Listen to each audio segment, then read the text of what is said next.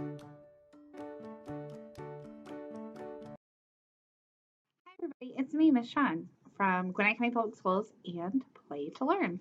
And I'm here for another great story. So gather everybody together because this is a great story about a fish who doesn't have very many friends and he's kind of full of himself until he gets some great advice and learns how to make friends and be happy by giving away maybe some of his prized possessions. Are you ready to hear about it? It's called Rainbow Fish. The Rainbow Fish is written by and illustrated by, so the author and the illustrator are Marcus Pfister. And he does some really cool stuff. Can you see his beautiful scales?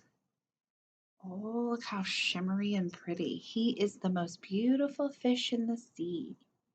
But he's really lonely because he doesn't have any friends. Let's find out why.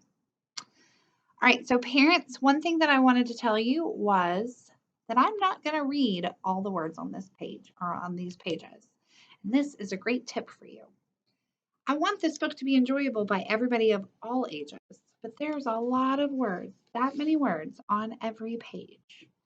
It's tiny print, it's hard for little guys to see, lots of big words, which are great for your older kiddos, but for your younger kiddos, you still want to use those words where you can, but it might be just too many words at one time for them to be able to be engaged the whole time.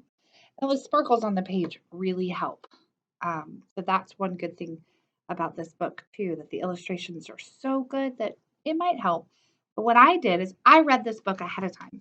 I read every word on every page, and now I am going to paraphrase it or tell you what's going on in the book without necessarily reading all of the words.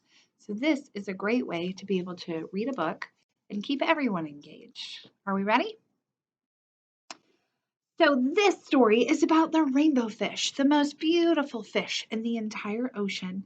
He had pretty scales of green and blue and purple and sparkly silver scales all over him.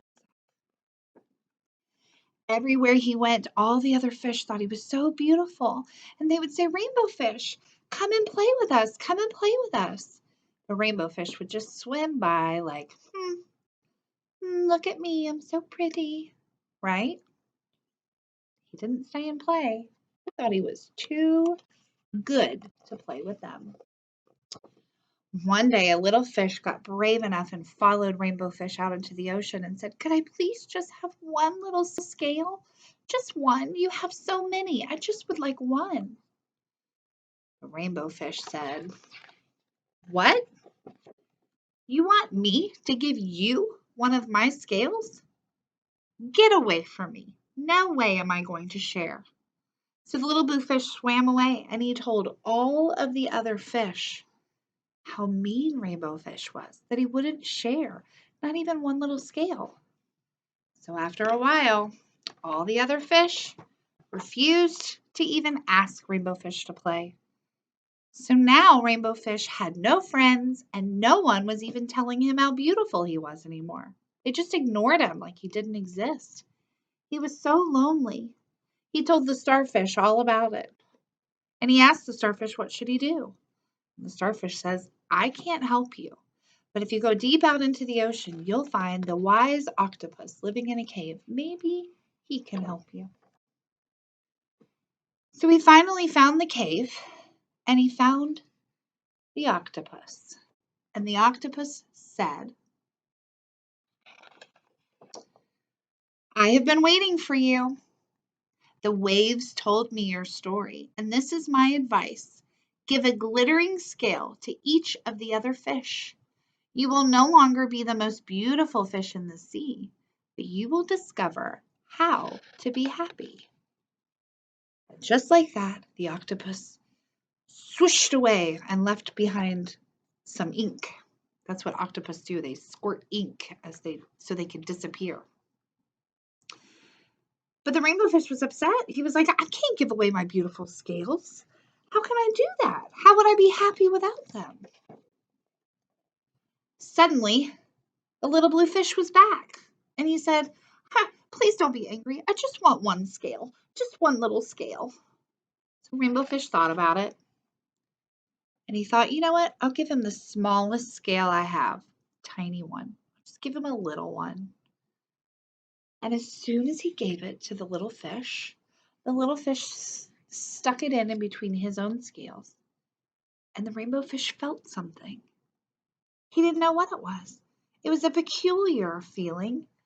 As this little fish swam away and he could see his one glittering scale, Rainbow Fish felt happy. Happy for the little fish. Happy he could share.